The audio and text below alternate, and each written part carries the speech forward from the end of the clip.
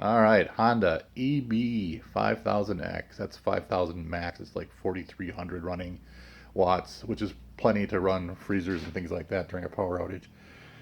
It's higher than um, most ones. And new, these things, the control panel looks a little different nowadays, but they're $2,200 for a Honda 5000 watt generator. So what did I do to this? I bought it for 50 bucks. I redid all of the frame, masked it all off, sprayed it with epoxy paint, redid the gas tank, repainted it, clear coat, new gas cap, new fuel meter. They still make all these parts. It's amazing. You can still get all this stuff. On the generator end, just cleaned up the cover. I did put new brushes in it. The brushes that were in there were really end of life. It still produced power. I did get it started, just after I bought it, and it hooked up to a trouble light, and then it produced power. Um, but they were ready to go. So certainly that was not a good part, and maybe caused some flakiness on it.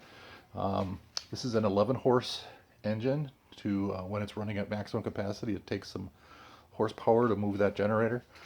Airbox didn't have any decals on it, and basically the whole air filter had been with starting fluid. I think it kind of dribbled into nothing. The problem, I believe, was on this end, on the carburetor. This is a new carburetor.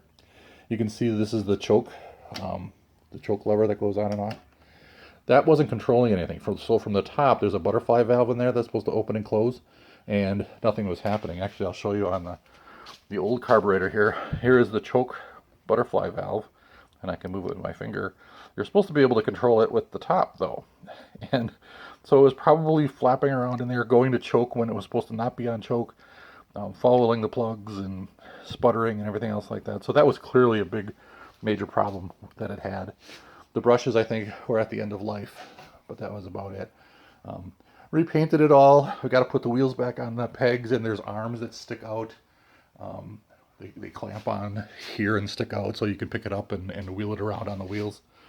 Probably going to keep this. Probably have, I don't know, I bought it for 50 bucks. Guy just wanted to kind of get rid of it. He had bought a new one and was moving on. Didn't know what it was, didn't want to deal with it. And I probably put in 50 bucks, so it's around 100 bucks. I'm going to keep this probably just to have a generator at the lake.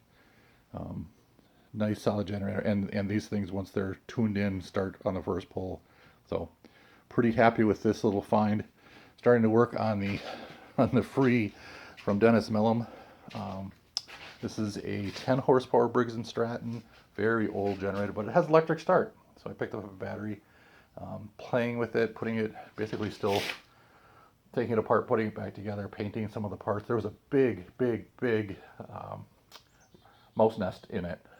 And so I'm still finding stuff. There's decon granules still at the bottom, still coming out of the engine as I'm turning it over to paint it and stuff. So we'll see what this does. Um, Huge thing. The gas tank has been repainted. It's over there. It's nice to have it off so that you can work on it. Big, I think it's a permanent magnet generator. Old and very heavy. Let's get a starter on it. Anyway, this is my other thing.